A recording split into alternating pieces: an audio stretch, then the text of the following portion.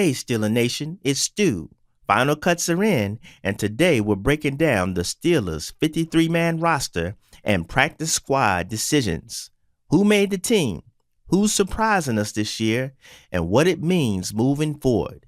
Let's dive in. Hey now, lifelong fan Stu here, and this is Steelers Stu. Let's talk Steelers. First, looking at the offense, our quarterbacks, Will Howard, Aaron Rodgers, Mason Rudolph, and Skylar Thompson. Now, what sticks out to me here is that we have 4 quarterbacks that made the 53-man roster. Of course, Rodgers. Of course, Mason Rudolph was expected. But we have Skylar Thompson and Will Howard, which is a bit of a shocker. So I expect some changes going on with that.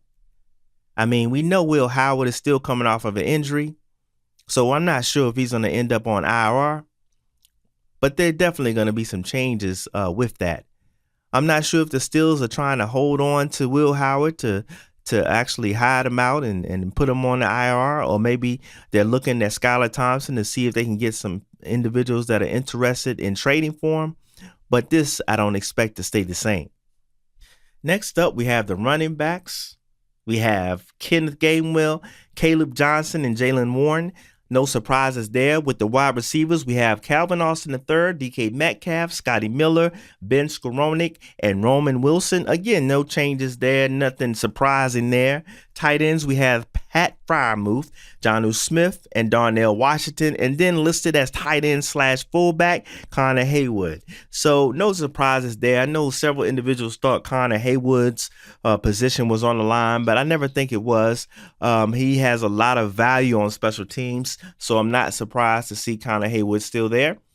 And then we have the offensive line. We have Calvin Anderson, Spencer Anderson, Troy Fautanu, Zach Frazier, Broderick Jones, Ryan McCullum, Mason McCormick, Andres Pete, and Isaac Samalu.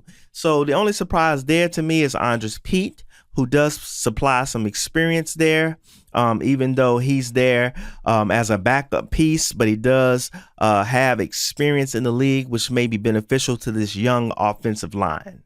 So now let's move on to the defense. On the defensive line, we have Keanu Benton, Wyatt Black, Daniel Akula, Derek Harmon, Cameron Haywood, Logan Lee, Isaiah Loudermilk, and Ezi Altamiwa.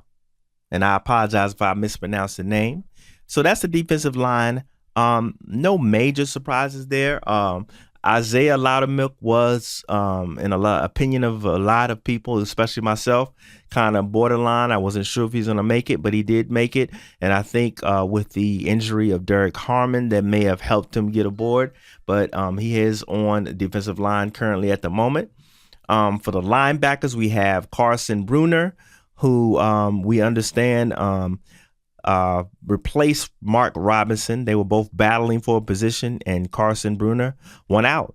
So we have Carson Bruner, Malik Harrison, Nick Herbert, Alex Highsmith, Cole Holcomb, Patrick Queen, Jack Sawyer, TJ Watt, and Peyton Wilson. So the only surprise there, like I said, was the battle between Mark Robinson and Carson Bruner, and Carson Bruner won out with that and made the 53-man roster. So next we have the defensive backs. We have Brandon Eccles, Deshaun Elliott, Donte Kent, Miles Killebrew, Joy Porter Jr., Jalen Ramsey, Darius Clay, and Juan Thornhill. So the only surprise there is, to me, Donte Kent. I mean, Donte Kent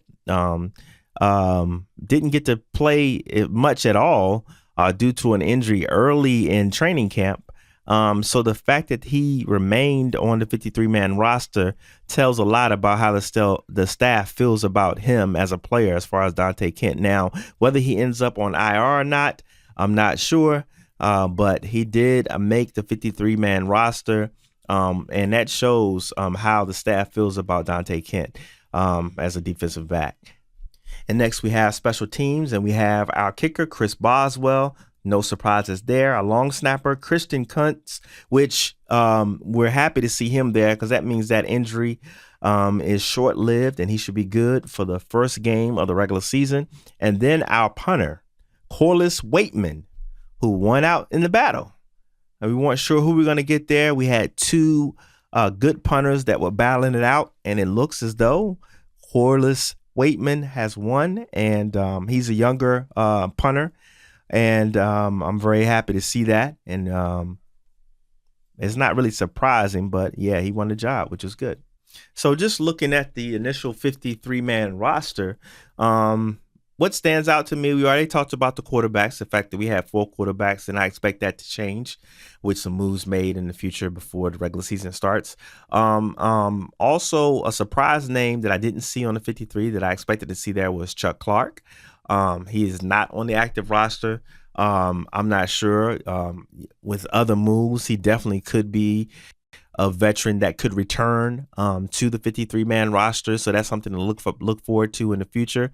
But it was somewhat surprising to see that he did not make the initial 53-man roster. So now let's move to the initial practice squad signings for the Steelers that happened recently. And this is where it gets really interesting, and you really see where Coach Tomlin and the staff was looking at things as far as the players that we initially started with in the initial beginning of training camp. So now looking at the initial practice squad, we see we have Beanie Bishop. He's returned. Beanie Bishop Jr. Sebastian Castro has returned. James Pierre, a veteran, has returned, who's good on special teams. Deshaun Jameson has returned. Darrell Porter Jr., Julius Wellscoff, DeMarvin Leal, who was a surprise to some as far as a cut. He's right back on the practice squad. Kyler Bowe, Dylan Cook, Stephen Jones, Lou Nichols, and Trey Sermon, who everyone was enjoying what they saw with them during the preseason. And they're back on the squad. 2 good running backs to have as a safety net. And then the tight end, J.J. Galbraith, wide receiver Max Hurlman, and Keshawn Williams, who are also 2 other receivers that Steelers fans were talking about, hoping to get back on the practice squad. And then Robert Woods, who didn't make the 53-man roster, is a veteran.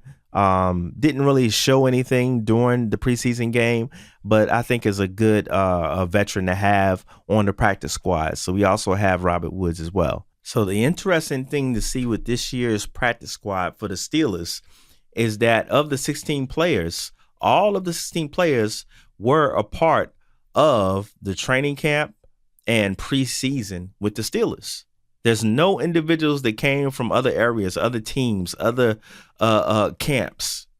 Now, what does that say about how Mike Tomlin and the coaching staff feels about the original 90-man roster they had? That they feel real good about it, that they like the individuals that they had there. And fortunately, were able to get a majority of them on the practice squad, So with this, looking at it, you see the Pittsburgh clearly values the depth, versatility, choosing younger, developing talent across critical positions. You got quarterback, defensive line, cornerback.